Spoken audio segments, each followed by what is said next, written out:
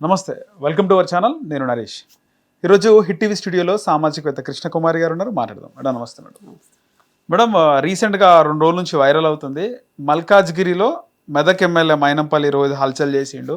అక్కడ BRS versus Congress ఉన్నప్పుడు వాళ్ళ ఫాదర్ కాంగ్రెస్ నుంచి ఎమ్మెల్యేగా కంటెస్ట్ చేసి ఓడిపోయినాడు. సో ఒక గొడవ జరిగినప్పుడు మైనంపల్లి రోహిత్ కూడా రోడ్డు పైన కార్ వేసుకొని బైఠాయించిండు అనేది బాగా కాంట్రవర్సీ అవుతుంది. ఏమంటారు మేడం దీనిపైన? అంటే ఇది సమస్య, ఇది ఖచ్చితంగా రాజకీయ సమస్య. రాజకీయ సమస్య. సవాళ్ళు ప్రతి సవాళ్ళతోటి ఎవ్వరూ సాధించేది ఏమీ లేదు. ఇప్పుడు మీరు రాజకీయ నాయకులుగా ఉండేది ఎందుకు? ప్రజలకు సేవ చేయడానికి. మీరు సవాళ్ళు విసురుకుంటే ప్రజలకు ఉపయోగపడేది ఏంటి? ఇప్పుడు టీఆర్ఎస్ కాంగ్రెస్ ఇక్కడ పోటాపోటీగా ఉన్నాయి. ఇప్పుడు మెదక్లో కొడుకు గెలిచాడు, మల్కాజ్గిరిలో తండ్రి ఓడిపోయాడు. అయితే ఈసారి ఎలక్షన్స్లో మల్కాజ్గిరిని కూడా హస్తగతం చేసుకోవాలి అనే ఒక ఉద్దేశం మైనంపల్లికి ఉన్నది. ఆ దిశగా పనిచేస్తున్నారు అనుకోవచ్చు. అదేమీ తప్పు కాదు. కాకపోతే చూసుకుందాంరా, బస్తీమే సవాల్, నీ గుండెల్లో నిద్రపోతా, లేకపోతే నేను అక్కడ నిద్రపోతా, ఇక్కడ నిద్రపోతా, నీ అంతు చూస్తా, చూసుకుందాం అనేది మటుకు చాలా తప్పు. చూసుకుందాం అంటే ఇప్పుడు నీ దగ్గర 40 కార్లు ఉన్నాయి, 40 కార్లలో అనుచరులు ఉన్నారు, వాళ్ళని వేసేసుకుని మీరు రోడ్డు మీదకి వచ్చారు. ఆయన కూడా ఆయనకున్న కార్లు వేసుకొని వస్తాడు. అక్కడ ఇబ్బంది పడేది ఎవరు? ప్రజలు, కార్యకర్తలు. అంటే మీ పార్టీల కార్యకర్తలు కాబట్టి మీరు అది కాసేపు పక్కన పెడదాం. అసలు సామాన్య ప్రజలకి మీరు ఒక పరిపాలన ఇవ్వాల్సిన వాళ్ళు పోయి, ఒక ఎగ్జాంపుల్గా ఉండాల్సిన వాళ్ళు పోయి మీరే ట్రాఫిక్ జామ్కి గురవుతారా? మీ అందరూ కలిసి ఏదైనా అడవిలోకి వెళ్ళి కొట్టుకోండి, ఎవరికి బాధ లేదు. అసలు ఆ మేడ్చల్ రోడ్డు ఎంత, కొంపెల్ల మేడ్చలు, ఎంత సుచిత్ర ఏరియా అంతా ఎంత పాపులేషన్ ఉంటుంది, ఎంత ట్రాఫిక్ ఉంటుంది. 24 గంటల్లో ఏమన్నా రాత్రిపూట ఒక 4-5 గంటలు ట్రాఫిక్ ఉండదేమో, కానీ మిగతా అన్ని టయాల్లోనూ ట్రాఫిక్ ఉంటుంది. అది నేషనల్ హైవే మీద మీ ఆటలు. అసలు ఫస్ట్ పబ్లిక్ న్యూసెన్స్ చేసినందుకు మీ తండ్రి కొడుకుల్ని ఇద్దరిని అరెస్ట్ చేయాలి. కానీ ఈ ప్రభుత్వాలు ఎట్లా తయారైనాయి అంటే, మా పార్టీలో ఉంటే చాలు, ఏమైనా చేసుకోవచ్చు, ఏమన్నా అంటే వాళ్ళని ఏమైనా అంటే వాళ్ళు వెళ్ళిపోతారేమో పార్టీలో నుంచి. బొజ్జగింపుల పర్వంతో ఇవాళ నంబర్ గేమ్ నడుస్తుంది ఈ రాష్ట్రంలో. ఏ రాష్ట్రంలో అయినా నంబర్ గేమే. ఈ నంబర్ గేమ్తో వచ్చింది చావు. దీనిలో నలిగిపోతుంది సామాన్య ప్రజలు. ఎందుకండి అసలు ఉన్న ట్రాఫిక్కే సరిపోయినట్టు మీ వల్ల ఇంకొక ట్రాఫిక్ రావాల్సిన అవసరం ఏంటి? అసలు ఈ సవాళ్ళు ఏంటి? ప్రతి సవాళ్ళు ఏంటి? కారు బాయినెట్ మీద కూర్చొని వీధి రవిడీల్లాగా మీరు ఎమ్మెల్యేని కూడా మర్చిపోతున్నారా? అంటే ఒక పోలీసుని పిలిచి కేసులు పెట్టండి వాళ్ళ మీద అంటే నువ్వు చెప్తే కేసులు పెట్టేయాలా? రౌడీ షీట్ ఓపెన్ చేయండి, నువ్వు చెప్తావా? రౌడీ షీట్ అంటే పోలీస్ ఏం చేయాలో నువ్వు చెప్తావా? పోలీసుకు నువ్వు సమస్య చెప్పు, పోలీస్ స్టేషన్కి వెళ్ళి పలానా వాళ్ళ వల్ల ఇలాంటి ఇబ్బందిగా ఉంది, ఇలాంటి ప్రాబ్లమ్స్ వస్తున్నాయి అని చెప్పాలి. చెప్పి మీరు చర్యలు తీసుకోండి అని చెప్పాలి. ఒక్కొక్కసారి కొంతమంది పోలీస్ స్టేషన్కి కంప్లైంట్ ఇచ్చేటప్పుడు వీళ్ళ బాధే చెప్పుకోవాలి, మాకు న్యాయం చేయండి అని అడగాలి.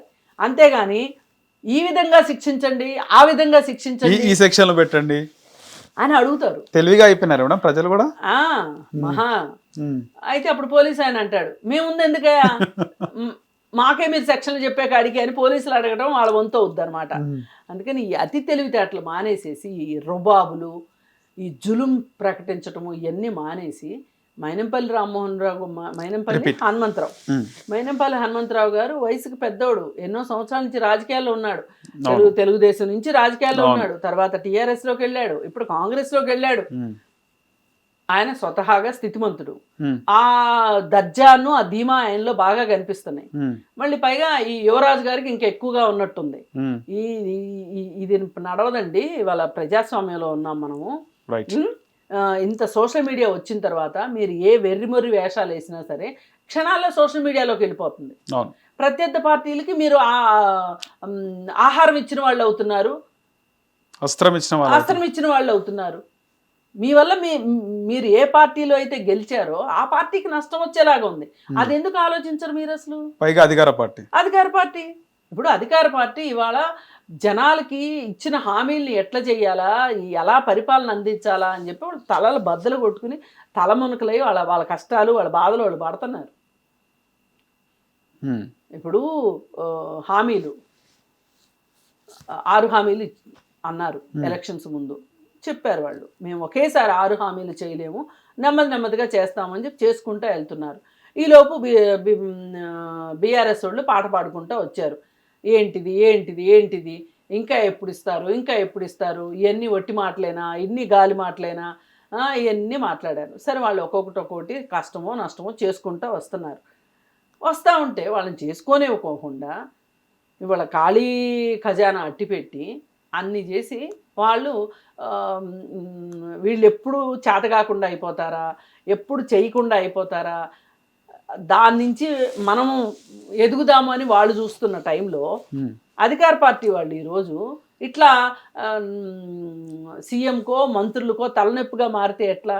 ఇప్పుడు నేను అడుగుతున్నానండి సూటిగా, ఒక ఎమ్మెల్యేవి నువ్వు, నీకు బరువు బాధ్యతలు లేవు, నీకు రూల్స్ రెగ్యులేషన్స్ నీకు తెలియవు, లా అండ్ ఆర్డర్ కాపాడాల్సిన బాధ్యత నియోజకవర్గం కూడా ఉంది అక్కడ పక్కన. అదే నీకు లా అండ్ ఆర్డర్ పాటించాల్సిన అవసరం నీకు లేదు. అట్లాంటిది నువ్వే తలనొప్పి అయితే ఎట్లా? పోలీసులకి ఇదే పనే?